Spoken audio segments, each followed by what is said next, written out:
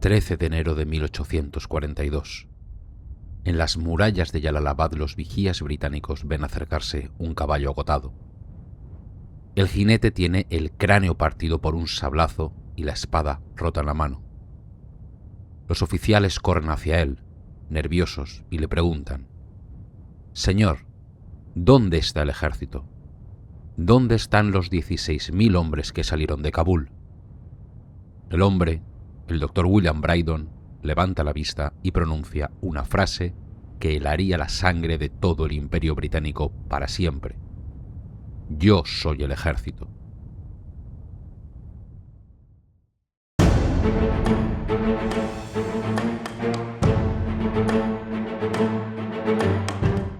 ¿Cómo es posible que la mayor potencia militar del mundo fuera borrada de la faz de la tierra por tribus de montaña? ¿Cómo pasaron de patinar sobre hielo y beber vino en Kabul a ser devorados por los buitres en el paso de Khyber? Esta es la historia de la mayor humillación del Imperio Británico.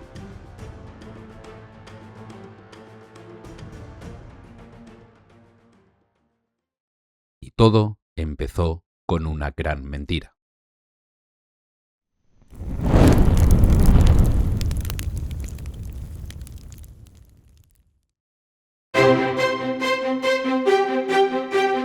La historia de la mayor catástrofe imperial del siglo XIX no comienza en un campo de batalla, sino en una recepción diplomática de un esplendor casi inimaginable. Corría el mes de marzo de 1809. En la ciudad fronteriza de Peshawar, Shah Shuja al-Mulk, el rey del Imperio Durrani de Afganistán, recibía a una embajada británica. Los ingleses, liderados por el joven aristócrata escocés Mount Stuart Elphinstone, habían viajado desde la India con un propósito urgente: asegurarse una alianza contra Napoleón Bonaparte. Pero lo que encontraron superó todas sus expectativas. Elphinstone y sus acompañantes quedaron completamente deslumbrados. Describieron al monarca afgano sentado en un trono dorado, elevado, cubierto de perlas y piedras preciosas. Su corona, según relataría el propio enviado británico, era una estructura de plumas de garza coronada de joyas tan densas que ocultaban el terciopelo. Pero lo que capturó la mirada de los occidentales brillaba en el brazo del rey: el Koh-i-Noor, la montaña de luz, el diamante más grande del mundo conocido, y su compañero, el Fajraj, un rubí colosal. En aquel momento el Imperio Durrani parecía eterno. Shah Shuja vestía lo que los británicos describieron como una armadura de joyas. El propio Elphinstone escribió: «El rey estaba literalmente cubierto de piedras preciosas. Al verlo de lejos parecía un solo destello radiante».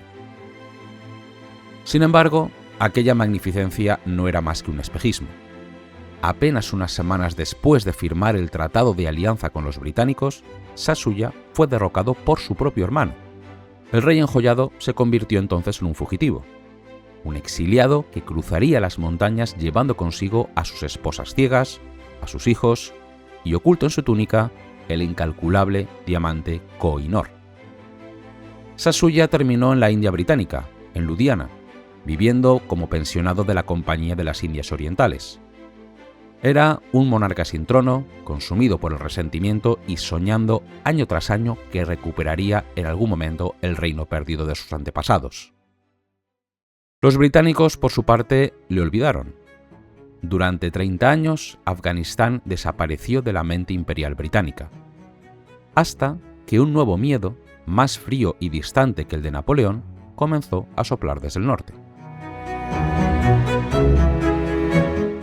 Hacia la década de 1830, el mapa del mundo había cambiado. Napoleón había muerto, pero en Londres y Calcuta, la capital británica de la India, había surgido una nueva psicosis: la rusofobia. El imperio ruso se expandía inexorablemente hacia Asia Central, engullendo kanatos y desiertos. Para los estrategas británicos, la distancia entre los puestos avanzados de los cosacos y las fronteras de la India se reducían peligrosamente. Afganistán dejó de ser una tierra remota para convertirse en un estado tapón esencial, la muralla geográfica que debía proteger la joya de la corona británica. En 1836, Lord Auckland llegó a la India como nuevo gobernador general. Auckland era un hombre inteligente y capaz en tiempos de paz, pero profundamente inseguro e indeciso. Un burócrata de escritorio que fatalmente se dejó rodear por un círculo de asesores jóvenes y ambiciosos obsesionados con la amenaza rusa. Entre ellos destacaba William McNaughton, el secretario político. Un hombre de gran intelecto, experto en lenguas orientales, pero arrogante y con una fe ciega en que la voluntad británica podía moldear la realidad asiática a su antojo. Bajo la influencia de McNaughton, la política de negligencia maestra hacia Afganistán se transformó en una política de intervención agresiva. Necesitaban un Afganistán dócil. Necesitaban un gobernante en Kabul que mirara hacia Londres y no hacia San Petersburgo. Para entender qué ocurría realmente más allá del paso de Khyber, los británicos enviaron a un hombre singular, el capitán Alexander Burnes. Burnes era la antítesis del burócrata colonial. Carismático, ambicioso, lingüista brillante y seductor, se había hecho famoso por viajar de incógnito hasta Bujará. Conocido popularmente como Bujará Burnes, era el hombre del momento, el explorador célebre que cenaba con reyes y escribía bestsellers. En 1837, Burnes llegó a Kabul como enviado comercial, aunque su misión era puramente política. Allí conoció al hombre que gobernaba Afganistán, el emir Dost Muhammad Khan. Dost Muhammad era el hombre que había unificado el país tras décadas de guerra civil. A diferencia del altivo Shah Shuja, Dost Muhammad impresionó vivamente a Burnes. El escocés informó a sus superiores que el emir era un gobernante pragmático, inteligente y, sobre todo, deseoso de una alianza con los británicos. Dost Muhammad no quería a los rusos, quería protección británica contra sus agresivos vecinos, los sikhs de Punjab, que le habían arrebatado Peshawar. Burnes escribió a Lord Auckland: Dost Muhammad es un hombre de gran capacidad. Con la gestión adecuada podría convertirse en nuestro mejor aliado. Pero entonces, en la Nochebuena de 1837, ocurrió algo que lo desbarató todo. Un extraño jinete llegó a Kabul tras burlar a los espías británicos.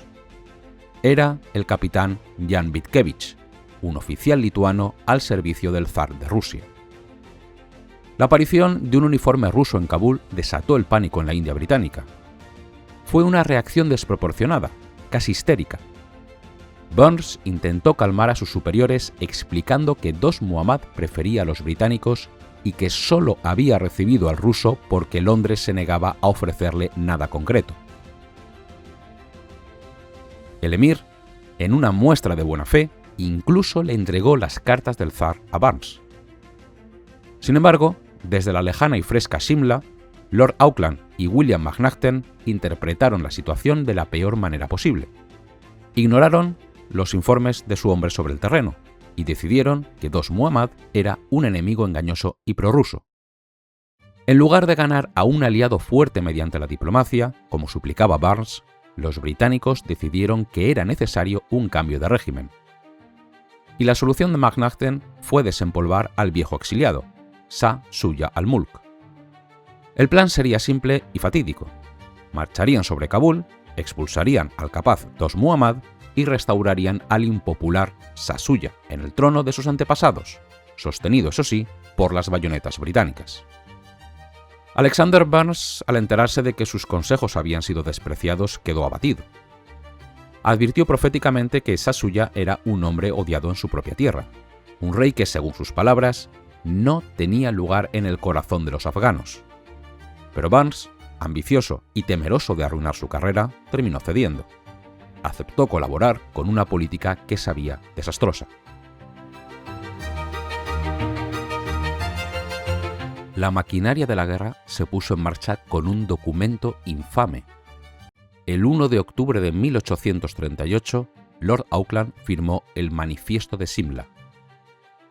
Este texto, que fue redactado principalmente por McNaughton, es considerado hoy una de las piezas más deshonestas de la historia imperial británica. Era una declaración de guerra construida enteramente sobre mentiras y tergiversaciones. El manifiesto afirmaba, contra toda evidencia, que los jefes afganos y la población ansiaban el regreso de Shah Shuja. Declaraba también que Dost Muhammad había lanzado un ataque súbito y no provocado contra los aliados británicos, cuando en realidad el emir solo buscaba defender su propio territorio. El documento presentaba la invasión no como una conquista, sino como un acto de liberación para restaurar a un monarca legítimo y popular.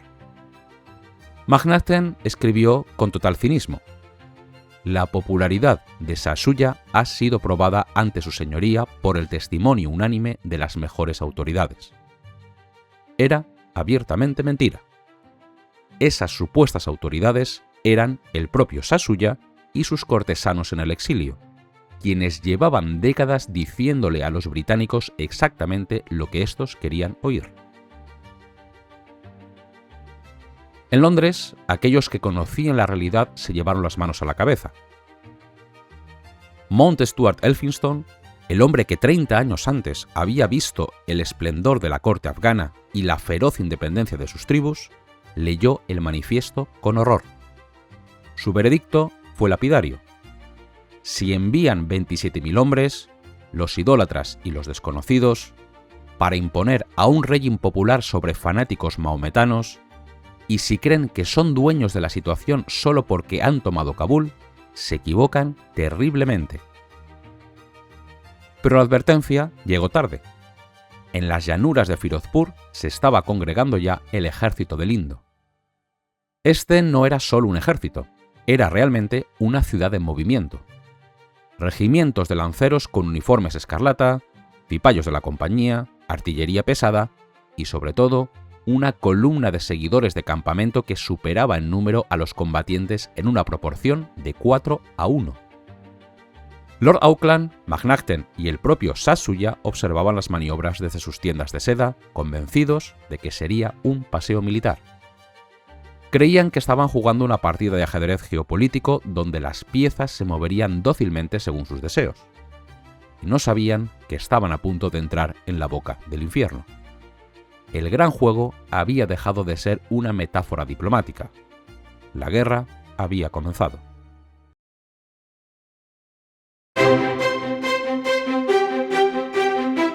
A finales de 1838, en las llanuras de Firozpur, el Imperio Británico congregó una fuerza que desafiaba toda lógica militar. Lo llamaron el Ejército del Indo. Sobre el papel era una fuerza formidable: 1.000 soldados europeos y 14.000 cipayos de la Compañía de las Indias Orientales, apoyados por una vasta artillería.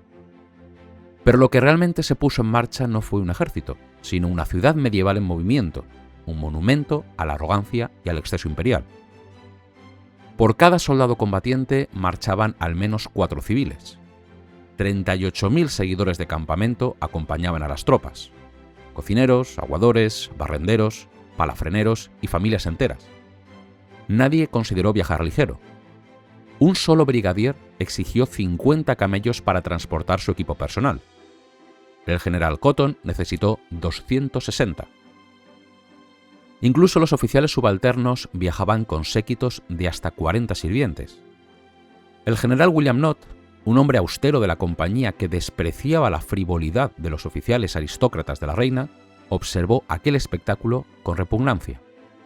Escribió que muchos oficiales jóvenes habrían preferido dejar atrás sus espadas y sus pistolas antes que sus estuches de viaje, sus perfumes, el jabón Windsor y el agua de Colonia. La columna de equipaje era una visión surrealista en medio del polvo de la India. Un regimiento destinó 2 camellos exclusivamente a transportar cigarros de Manila. Otros cargaban mermeladas, encurtidos, carne envasada al vacío, vajillas de cristal y mantelerías.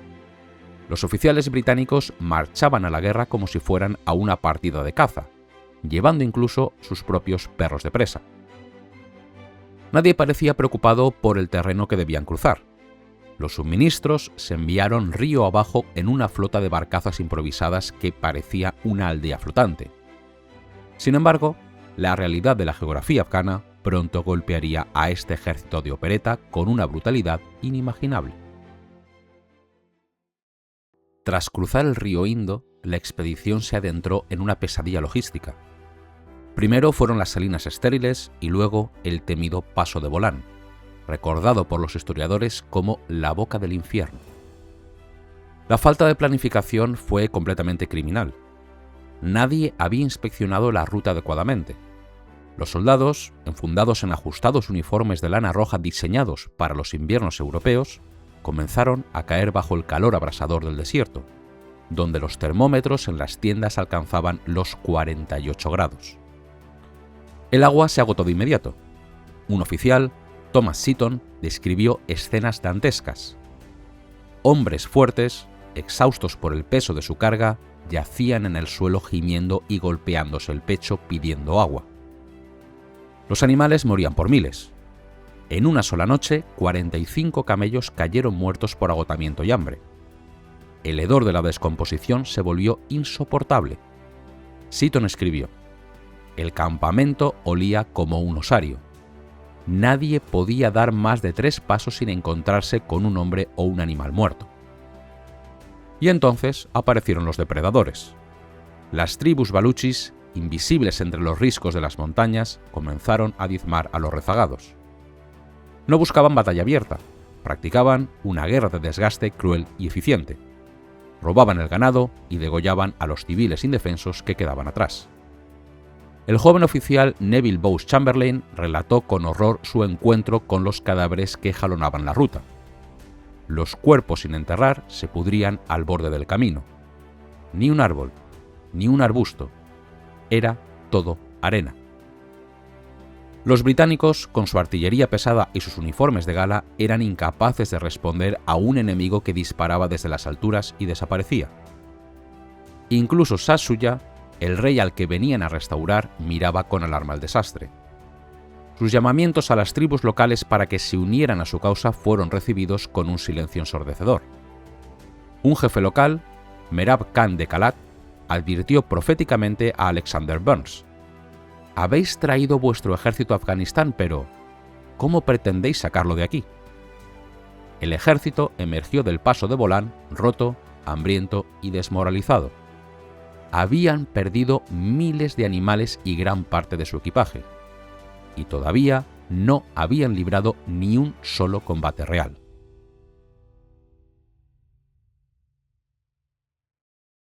A pesar del sufrimiento, la columna avanzó hacia el norte, hacia la fortaleza de Ghazni. La inteligencia británica había asegurado que Ghazni era un bastión débil, lo cual fue un error catastrófico. Cuando las tropas divisaron la ciudad el 20 de julio de 1839, se quedaron petrificadas. Ante ellos se alzaba lo que el comandante en jefe, Sir John King, describió como una segunda Gibraltar, una fortaleza inexpugnable con murallas de 20 metros de altura y un foso inundado. Y lo peor de todo, confiando en los informes erróneos, King había dejado su artillería de asedio atrás, en Kandahar, para así poder avanzar más rápido. Sin cañones pesados, el ejército estaba atrapado. No tenían comida para un asedio largo y no podían retirarse sin ser masacrados. Estaban al borde del desastre absoluto. La salvación, sin embargo, llegó gracias a la traición y el espionaje. Mohan Lal, el jefe de inteligencia indio de Alexander Burnes, logró contactar con un desertor de alto rango, Abdul Rashid Khan. Este le reveló el talón de Aquiles de la fortaleza. Todas las puertas habían sido tapiadas con muros de piedra, excepto una. La puerta de Kabul había sido dejada libre para mantener la comunicación con el norte. King ordenó un ataque nocturno desesperado. Mientras una falsa maniobra distraía a los defensores en el muro sur, un equipo de ingenieros se arrastró en la oscuridad hacia la puerta de Kabul bajo una tormenta de viento que ahogaba el ruido de sus pasos. Apilaron sacos de pólvora contra la madera y encendieron la mecha. La explosión sacudió la tierra. La puerta quedó reducida a un entramado de agujeros y se desplomó, escribió el cronista afgano Mirza Atta. Las tropas británicas se precipitaron a través de la brecha, lideradas por el general Robert Sale, conocido popularmente como Bob el Combativo. Lo que siguió fue una carnicería. Los defensores afganos lucharon con un valor suicida, alzando sus espadas en defensa de su fe hasta ser aniquilados. Y en el interior, la disciplina británica se desmoronó. Se desató un saqueo horrible. Neville Chamberlain confesó más tarde: «No voy a describir las crueldades y barbaridades que vi aquel día porque solo generarían repugnancia hacia el género humano». Murieron más de 1000 afganos, y los británicos perdieron solamente 17 hombres. La inexpugnable Ghazni había caído en apenas unas horas, no por la superioridad militar británica, sino por una mezcla de suerte, soborno y traición. La caída de Ghazni provocó el pánico en Kabul. El emir Dost Muhammad Khan, viendo cómo sus propios nobles desertaban para unirse al bando ganador, comprendió que no podía defender la capital.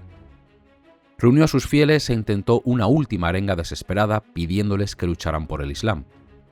Pero sus seguidores le respondieron con frialdad: «No nos atrevemos a levantarnos en armas.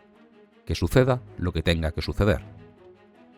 Con el corazón roto y traicionado, Dost Muhammad huyó hacia el norte, hacia las montañas del Hindu Kush, dejando atrás sus cañones. El 7 de agosto de 1839, 8 meses después de salir de la India, el ejército del Indo llegó finalmente a su destino. Shah Shuja al-Mulk, vestido con una túnica púrpura y cubierto de joyas, cabalgó hacia el Bala Hissar, la gran fortaleza de Kabul, para así reclamar el trono de sus antepasados. Los británicos esperaban una bienvenida jubilosa. El manifiesto de Simla había prometido que Shuja era adorado por su pueblo, pero la realidad fue un golpe helado. Las calles de Kabul estaban abarrotadas, pero reinaba un silencio sepulcral. No hubo vítores. La población observaba el paso de los invasores y de su rey marioneta como una mezcla de curiosidad y desprecio. Un joven oficial británico escribió que la entrada parecía un cortejo fúnebre. George Lawrence anotó que la gente mostraba la más completa indiferencia. Resultaba evidente que sus corazones y afectos estaban con su anterior soberano. Ajeno a la frialdad de sus súbditos, Shah Shuja subió la gran escalinata del palacio después de 30 años de exilio. El anciano rey rompió a llorar. Recorrió las habitaciones vacías y descuidadas con el entusiasmo de un niño, lamentándose por el estado de los jardines y por los paneles de espejo desaparecidos. Por un momento pareció que la misión había sido un éxito total. Los británicos habían conquistado Afganistán, habían puesto a su hombre en el trono y creían que la guerra había terminado. Lord Auckland fue nombrado conde, Macnaghten y Barnes recibieron títulos de caballero, y en Londres se bailaba un nuevo galop llamado la toma de Ghazni. Pero en las sombras de los bazares de Kabul y en las montañas donde se ocultaba Dost Muhammad, la verdadera guerra apenas estaba comenzando. Los británicos se habían instalado en una ciudad que los despreciaba, ciegos ante el hecho de que para los afganos la invasión no era el final, sino el principio de la yihad.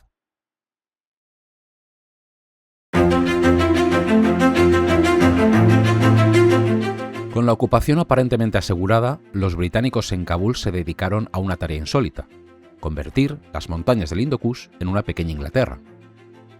La guarnición se instaló en una rutina de complacencia surrealista. El invierno afgano, lejos de ser temido, fue recibido como una novedad recreativa. Thomas Seaton recordaba: «Fabricábamos nuestros propios patines y hacíamos piruetas en el hielo, ante el asombro de los habitantes de Kabul. Disfrutamos cuanto pudimos del invierno. Salíamos de cacería, jugábamos con la nieve y hacíamos gigantescos muñecos». Se organizaron incluso torneos de cricket, carreras de caballo e incluso representaciones teatrales donde los oficiales se disfrazaban para interpretar comedias ligeras. Alexander Burns, siempre el anfitrión, celebró el Año Nuevo escocés, el Hogmanay, presidiendo la fiesta con falda escocesa y sporran, mientras un capitán tocaba la gaita sobre la mesa. Neville Chamberlain, uno de los invitados, escribió: «La fiesta fue de lo más entretenida, aunque solo hubiera brandy y ginebra para beber». La atmósfera festiva atrajo a las familias de los oficiales.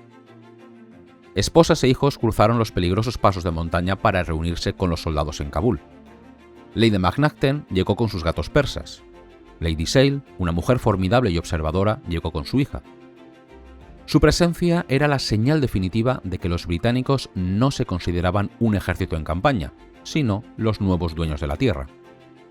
Sin embargo, esta vida doméstica se desarrollaba sobre un cimiento suicida. Al negarse Auckland a financiar una nueva fortaleza adecuada, los británicos construyeron un acantonamiento militar en una llanura baja, rodeada de colinas y fuertes afganos que la dominaban por completo. El capellán militar, G.R. Gleig, pese a no ser un experto táctico, quedó estupefacto ante la estupidez del diseño. El muro perimetral era demasiado extenso como para que la guarnición pudiera protegerlo, y sus únicas defensas eran una muralla baja y fácil de escalar y un estrecho foso. Pero el error más grave, el que costaría miles de vidas, fue la ubicación de los suministros. En un acto de incompetencia criminal, el almacén principal de víveres no se situó dentro del perímetro defensivo, sino en un viejo fuerte separado, indefendible y custodiado por apenas un centenar de hombres. Nadie pareció preocuparse. Como le dijeron al capitán Skinner cuando protestó, estaban demasiado ocupados construyendo barracones para los soldados como para pensar en los almacenes de las provisiones.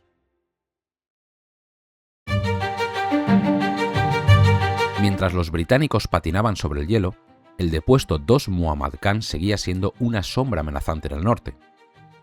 Pero el 4 de noviembre de 1840 ocurrió uno de los episodios más extraños de la guerra, un evento que cimentaría la falsa sensación de victoria británica. Esa tarde, William McNaughton daba su paseo habitual a caballo a las afueras de Kabul, y de repente un jinete solitario se cruzó en su camino. Según relató George Lawrence, el secretario militar, agarró entre sus manos la brida de Sir William y gritó: «¡El emir! ¡El emir!». Sir William, sorprendido y agitado, preguntó: «¿Quién? ¿Dónde?». Dost Muhammad, el hombre al que habían perseguido durante 2 años, desmontó, agarró el estribo de McNaughton y se llevó la mano a la frente en señal de sumisión. Entregó su espada y dijo simplemente: «Este es mi destino y no puedo cambiarlo». La rendición fue un golpe maestro de dignidad. Dost Muhammad había derrotado a los británicos en una escaramuza apenas unos días antes, en Parwan Darra, demostrando que no era un cobarde. Pero sabiendo que no podían ganar la guerra a largo plazo, eligió rendirse como un igual para así poder negociar una posición de honor. Para sorpresa de todos, McNaughton y el emir se hicieron amigos casi instantáneamente. La chispa de la afinidad prendió entre ellos, escribiría más tarde el cronista Mithra Atta. McNaughton, encantado, escribió al gobernador general pidiendo un trato generoso para su prisionero, argumentando con una franqueza inusual: «Nosotros no estábamos en deuda con el Shah, no habíamos jugado ningún papel en su caída, mientras que sí hemos derrocado a Dost Muhammad, que nunca nos había ofendido, para así conseguir nuestros objetivos políticos, de los que él ha sido mera víctima». El emir fue enviado al exilio en la India con una generosa pensión. Antes de partir, tuvo un último encuentro con Alexander Burnes, el cual le regaló un caballo árabe, y el emir, en contrapartida, le dio su propia espada. Burnes escribiría más tarde a un amigo: «En nuestra despedida, ¿qué crees que me dio él a cambio? Su propia espada, la única que le queda», y después partió hacia la India. Con Dost Muhammad fuera de juego, el general Willoughby Cotton escribió a su sucesor una frase que la historia pronto cargaría de ironía: «No tendrás gran cosa que hacer. Aquí reina la paz».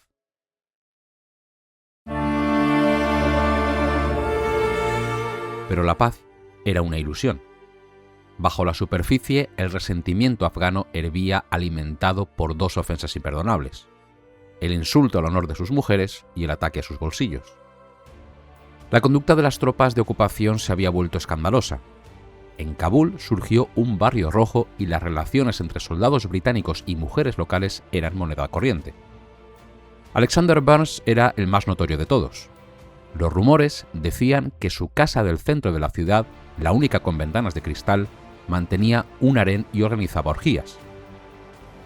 Mithra Atta escribió con desprecio: «Se bañaba con su amante afgana en el agua ardiente de la lujuria y el placer.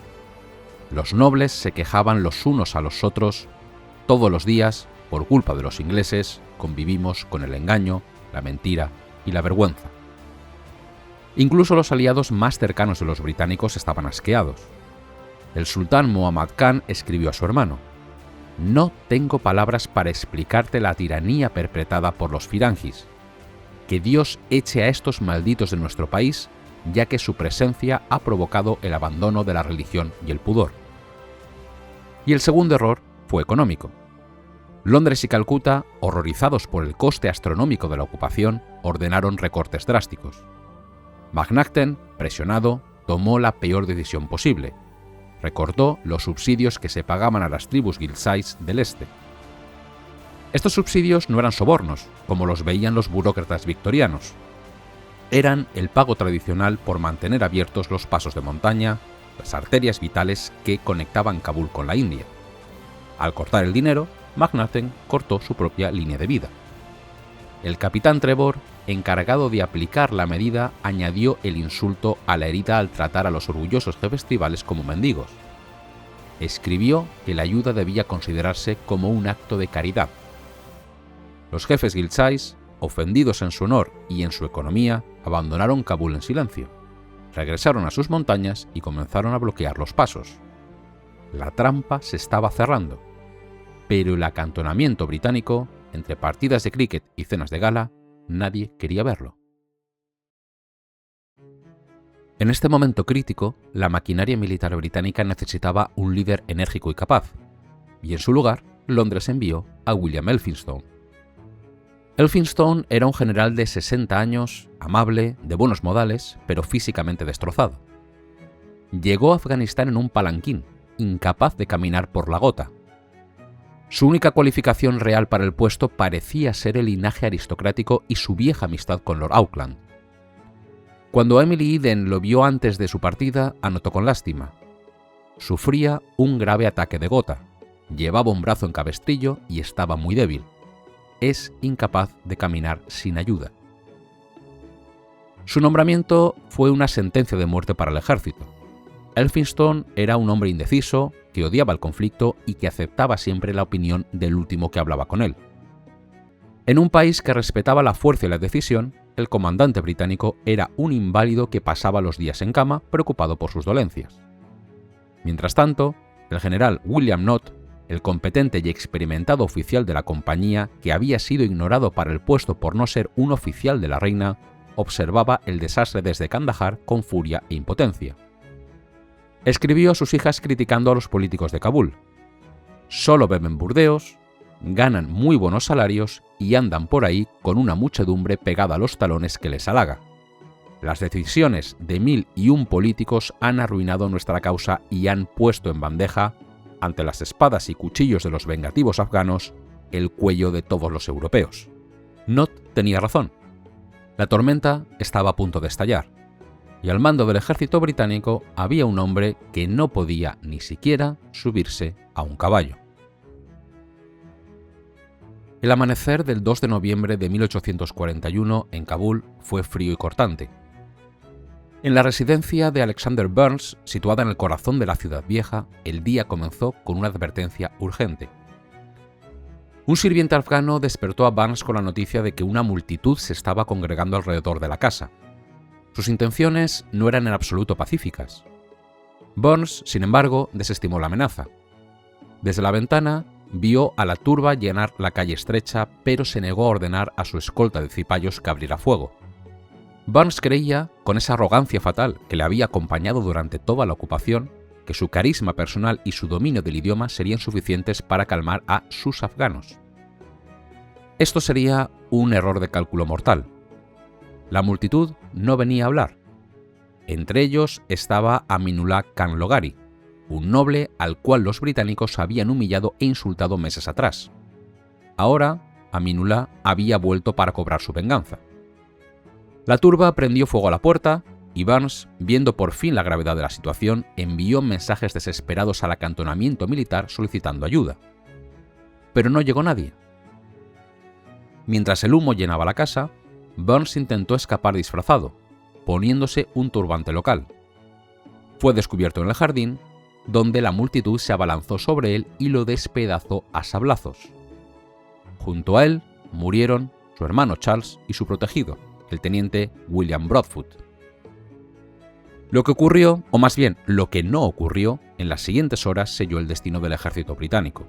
A menos de 3 kilómetros de distancia, en el acantonamiento militar, 5.000 soldados británicos e indios permanecieron en sus filas inmóviles. El humo de la casa de Burns era visible desde las murallas, pero el general Elphinstone no dio la orden de marchar. Un joven oficial, el capitán Lawrence, suplicó a Elphinstone que le permitiera llevar 2 compañías para rescatar a Burns, o al menos recuperar los cuerpos y dispersar a la turba antes de que la revuelta se extendiera. Pero Elphinstone, postrado en su cama, dudó. Consultó con sus asesores, vaciló y finalmente decidió no hacer nada. Ese día, el mito de la invencibilidad británica murió en las calles de Kabul. Los afganos vieron que podían matar a uno de los líderes más importantes de la ocupación y que el poderoso ejército del Indo no movería un dedo para impedirlo. Como escribió Lady Sale en su diario, desde ese momento nuestra condena estaba escrita.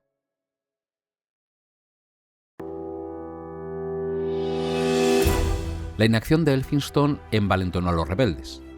En cuestión de días, lo que comenzó como un motín aislado se transformó en un levantamiento nacional. Miles de guerreros tribales descendieron de las montañas y rodearon el indefendible acantonamiento británico.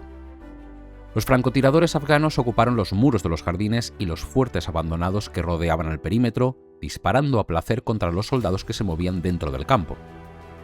Y entonces ocurrió el desastre logístico que todos habían temido. El 5 de noviembre, los afganos atacaron el fuerte del comisariado, el almacén donde se guardaban todas las provisiones del ejército. Estaba situado absurdamente fuera de las murallas del acantonamiento. La guarnición del almacén luchó con valentía, esperando un rescate que, una vez más, nunca llegó. Elphinstone discutió durante horas sobre la conveniencia de enviar una fuerza de socorro. Cuando finalmente se decidió, ya era tarde. El fuerte cayó. En ese momento, un ejército de casi 20.000 almas, entre soldados y civiles, se quedó sin comida en medio de un país hostil y con el invierno cerrándose sobre ellos. El hambre comenzó a morder casi de inmediato. Los caballos famélicos empezaron a morir o fueron sacrificados para alimentar a las tropas, y la disciplina se resquebrajó. Para complicar todavía más la situación, Elphinstone llamó al brigadier John Shelton, un veterano manco y de carácter agrio, para que le ayudara a comandar. Fue una decisión nefasta. Shelton despreciaba a Elphinstone y Elphinstone temía a Shelton. En lugar de cooperar, los dos comandantes se paralizaban mutuamente. Shelton, descrito por sus contemporáneos como un hombre malhumorado y obstinado, se negaba a obedecer las órdenes vacilantes del general enfermo, y a menudo se retiraba a su tienda envuelto en su manta, negándose a hablar con nadie.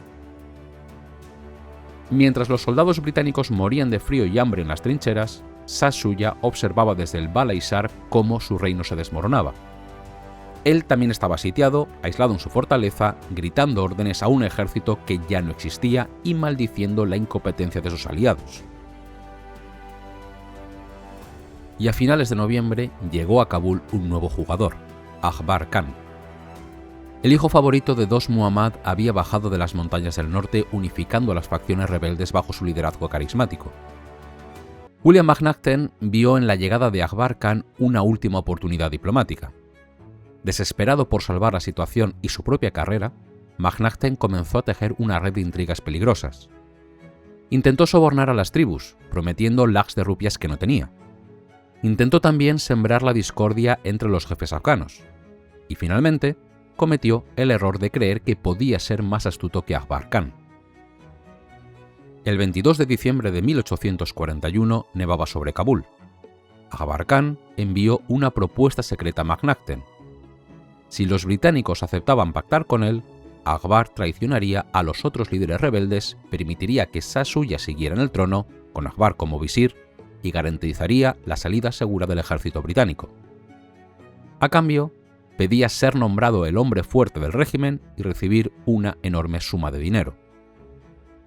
Era una trampa evidente. Todos los asesores de McNaughton advirtieron que no fuera.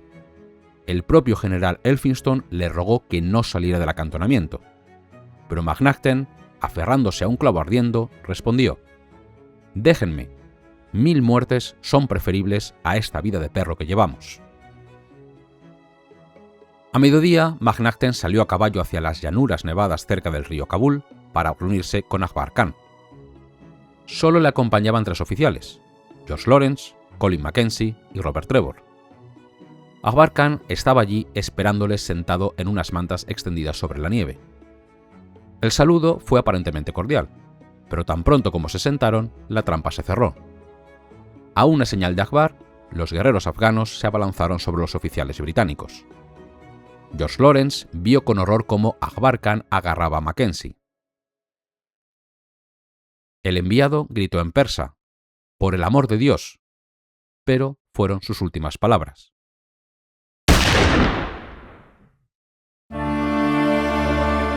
Akbar Khan sacó una de las pistolas de doble cañón que el propio McNaughton le había regalado días antes y le disparó a quemarropa en el pecho.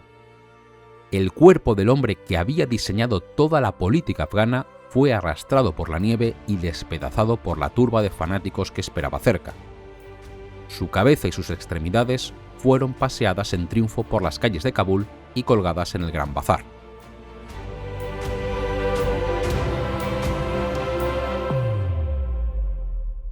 La noticia de la muerte de McNaughton llegó al acantonamiento esa misma tarde. El efecto fue devastador.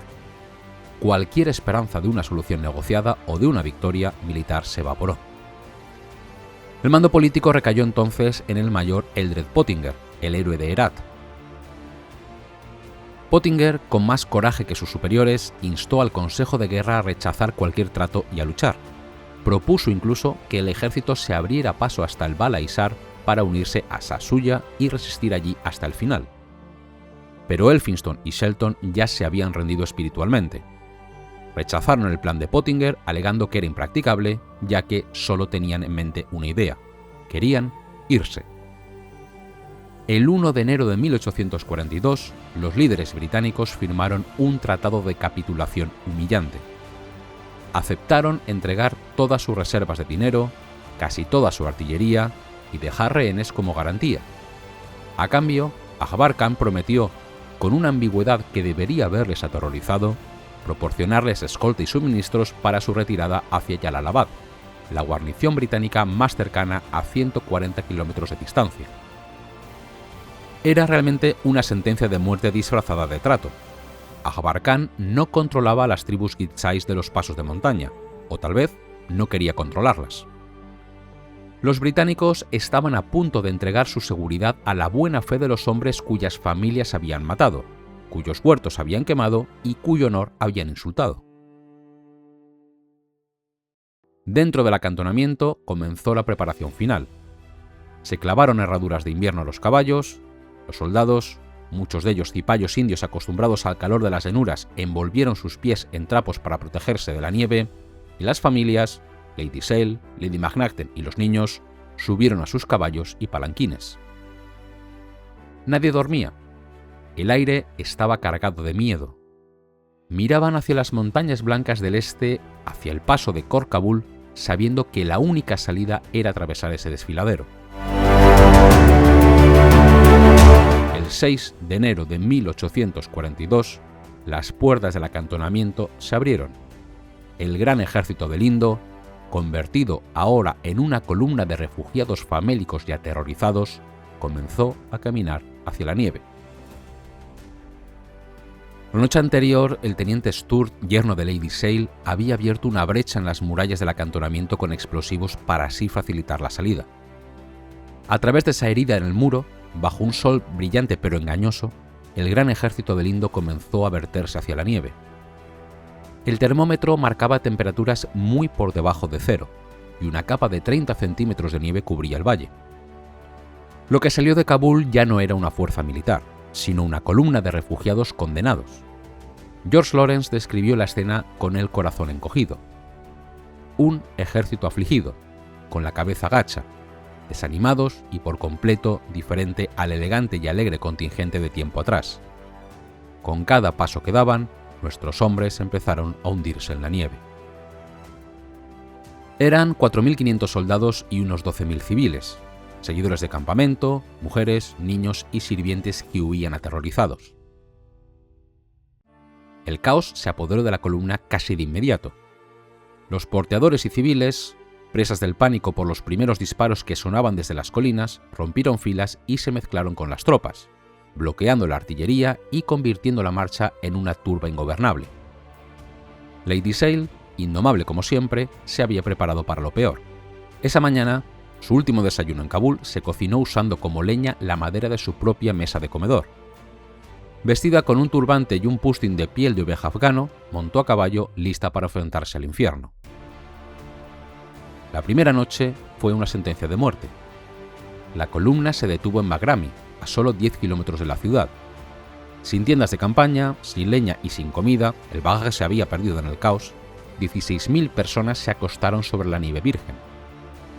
Muchos nunca despertarían.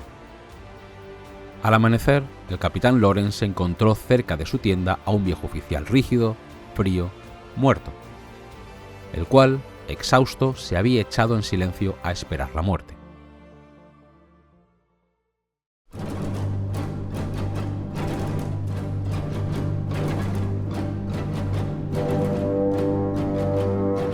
Al tercer día, el ejército entró finalmente en el desfiladero de Khor Kabul. Es una garganta estrecha, oscura, de paredes verticales que se elevan cientos de metros, donde el sol apenas toca el fondo en invierno. Fue una trampa perfecta. Los Ghilzais, posicionados en las alturas, abrieron fuego con sus mosquetes de largo alcance contra la masa humana que se agolpaba abajo. No necesitaban apuntar. Las balas llovían sobre soldados, mujeres y niños por igual. Lady Sale narró el horror con una frialdad estremecedora. El enemigo no solo abrió un fuego mortal sobre nosotros desde cada roca y cada cueva, sino que descendió al paso y asesinó a hombres, mujeres y niños. El camino entero se cubrió de muertos y moribundos. En medio de la carnicería, su yerno, el teniente Sturt, fue herido de muerte en el abdomen. Lady Sale y su hija, embarazada, tuvieron que ver cómo moría lentamente, atado a lomos de un pony en medio de la nieve y bajo el fuego continuo. Lady Sale escribió: «Tuvimos el triste consuelo de darle un entierro cristiano, abrumadas por el dolor». Akbar Khan observaba la masacre desde la retaguardia. Aunque afirmaba que no podía controlar a los fanáticos Ghilzais, ofreció proteger a las damas y a los oficiales heridos si se entregaban como rehenes. El general Elphinstone no tuvo opción. Lady Sale, Lady McNaughton y otros oficiales fueron separados de la columna.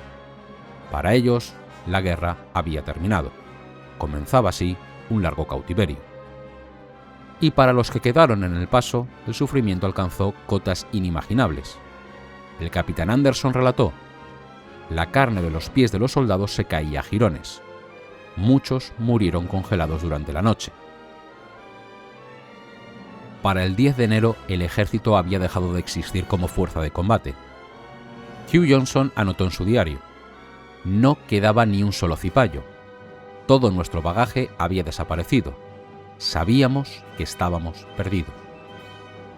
Los supervivientes, un grupo cada vez más reducido de soldados europeos del 44º Regimiento, lucharon kilómetro a kilómetro a través de la nieve, hostigados día y noche.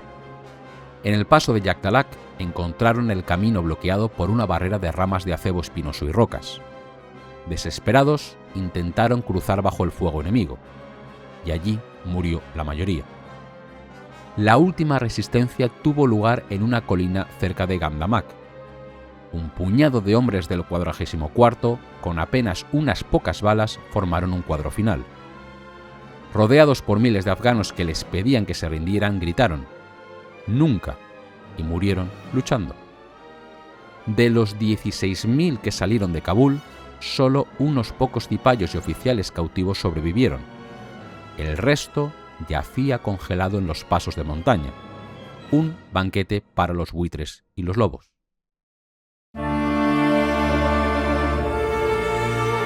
El 13 de enero de 1842, en las murallas de Jalalabad, la guarnición británica oteaba el horizonte esperando ver llegar al ejército de Kabul. Hacia el mediodía, vieron un punto solitario en la distancia. Un caballo agotado, caminando con dificultad, y sobre él un hombre que apenas se sostenía en la silla. Era el Dr. William Brydon. Tenía parte del cráneo rebanado por un sablazo y su espada rota en la mano. Cuando los oficiales salieron a su encuentro y le preguntaron dónde estaba el ejército, Brydon, señalando hacia atrás, hacia las montañas blancas, pronunció una frase que resonaría para siempre en la historia imperial: «Yo soy el ejército». Brydon fue llevado al comedor de la guarnición, curado y alimentado. Pero su llegada confirmó la magnitud de la catástrofe. La mayor fuerza militar que Gran Bretaña había reunido en Asia había sido borrada de la faz de la tierra. En Calcuta, cuando la noticia llegó 2 semanas después, el gobernador general Lord Auckland sufrió un colapso. Envejeció 10 años en unas horas. Su hermana escribió que la catástrofe era tan inexplicable como atroz. El gran juego en Afganistán había terminado en la derrota más humillante de la historia británica. Pero en la frontera, una nueva fuerza se estaba reuniendo. Y no venían a negociar, ni a conquistar. Venían a vengarse. La noticia de la aniquilación del ejército del Indo llegó a Calcuta el 30 de enero de 1842. Lord Auckland, el gobernador general que había lanzado la guerra con tanta ligereza, quedó destrozado. En Londres el impacto fue sísmico. Era el mayor desastre militar de la historia de la Compañía de las Indias Orientales. Auckland fue destituido de inmediato. Su reemplazo, Lord Ellenborough, llegó a la India con un mandato claro: restaurar el prestigio británico y poner fin a la aventura afgana. Pero el honor imperial exigía sangre antes de la retirada. Para ello se formó una nueva fuerza, bautizada ominosamente como el Ejército del Castigo. Al mando se puso al general George Pollock, el cual era un oficial de artillería metódico y cauteloso, completamente la antítesis. Al mando se puso al general George Pollock, un oficial de artillería metódico y cauteloso, el cual era la antítesis del indeciso Elphinstone. Pollock no tenía intención de repetir los errores del pasado. Pasó meses en Peshawar reorganizando la moral de sus tropas, muchas de las cuales, aterrorizadas por los relatos de los supervivientes, estaban al borde del motín. Compró miles de camellos, aseguró sus suministros y sobornó a las tribus del paso de Jaiber para mantener la ruta abierta. Mientras tanto, en el interior de Afganistán la situación era caótica. Shah Shuja, el rey marioneta, se había quedado solo en Balaisar. Intentó desesperadamente mantenerse en el poder jugando a 2 bandas, pero su suerte se había agotado. El 5 de abril de 1842 salió de su fortaleza para pasar revista a las tropas y fue emboscado por Suyaudaula, el ahijado de su propio visir. El rey murió al instante por un disparo de mosquete. Su cuerpo, despojado de sus joyas, fue arrojado a una zanja donde se olvidó para siempre. Al mismo tiempo que el rey moría, en abril de 1842, el Ejército del Castigo se puso en marcha. Pollock forzó el paso de Jaiber utilizando tácticas modernas, enviando infantería a las alturas para despejar a los francotiradores afganos antes de avanzar con la columna principal. Su avance fue implacable. Llegó a Jalalabad, donde la guarnición de Bob el Combativo había resistido heroicamente el asedio, y continuó hacia Kabul. En el camino, los soldados británicos tuvieron que marchar sobre los restos de sus camaradas muertos meses atrás. El espectáculo era dantesco. Miles de esqueletos blanqueados por el sol y momificados por el frío abarrotaban los desfiladeros de Jagdalak y Gandamak. La visión de los cadáveres de mujeres y niños endureció el corazón de las tropas, y a partir de entonces no mostraron piedad. Akbar Khan intentó detener el avance en el paso de Techin, pero fue derrotado decisivamente. Huyó hacia el norte, dejando el camino de Kabul abierto. El 15 de septiembre de 1842, la bandera británica volvió a ondear sobre el Balaisar. Pero la misión no estaba completa sin los prisioneros. Lady Sale, Lady Macnaghten y el resto de los rehenes habían sido trasladados a las montañas de Bamiyan por orden de Akbar Khan, quien pretendía venderlos como esclavos en el Turquestán. En un giro dramático, los propios prisioneros lograron sobornar a un carcelero afgano justo cuando se acercaba una fuerza de rescate británica liderada por Sir Richmond Shakespeare. El 17 de septiembre, en un valle lleno de polvo, los rehenes vieron llegar a la caballería británica. Lady Sale escribió en su diario: «La alegría de ese momento es imposible de describir. Fuimos rescatados de una vida de esclavitud peor que la muerte». Con Kabul ocupada y los prisioneros a salvo, Lord Ellenborough ordenó dejar una marca indeleble de la retribución británica antes de abandonar el país para siempre. Se debatió destruir el Balaisar o incluso arrasar la ciudad entera, pero finalmente se optó por un objetivo mucho más simbólico y doloroso para el orgullo afgano: el Gran Bazar de Kabul. Este bazar no era un simple mercado, era una maravilla arquitectónica del siglo XVII, construida por el emperador mogol Shah Jahan. Sus 4 arcadas cubiertas, decoradas con pinturas y mosaicos intrincados, eran famosos en toda Asia Central por la belleza y por ser el centro neurálgico del comercio de la Ruta de la Seda. Durante 2 días, los ingenieros británicos colocaron cargas de pólvora en los cimientos. El 9 de octubre de 1842, los explosivos retumbaron por todo el valle. Las magníficas bóvedas se derrumbaron, reduciendo a escombros la joya arquitectónica de Kabul. La destrucción fue acompañada por el saqueo y el incendio de gran parte de la ciudad vieja. Fue un acto de vandalismo imperial calculado, diseñado no para ganar la guerra, sino para castigar a una población. El bazar nunca ha sido reconstruido. Finalmente, tras aplicar el castigo, el 12 de octubre el ejército británico abandonó Kabul, dejando atrás una capital en ruinas y un país sumido en la guerra civil. En la India, Lord Ellenborough organizó desfiles triunfales para recibir a las tropas, intentando disfrazar el desastre como una victoria. Pero nadie se engañaba. La guerra había costado 20 millones de libras esterlinas de la época y la vida de 20.000 personas, para terminar exactamente en el mismo punto donde había empezado unos años antes. En una ironía fatal, los británicos decidieron que la única forma de estabilizar Afganistán era liberar al hombre que habían derrocado. Dost Muhammad Khan fue puesto en libertad en Ludhiana y se le permitió regresar a su trono. Antes de partir, el emir tuvo una última audiencia con el gobernador general en Calcuta. Mientras paseaban por los jardines del Palacio de Gobierno, Dost Muhammad se detuvo y, señalando la magnificencia del poder británico, pronunció unas palabras que resuenan como el veredicto definitivo de esta historia.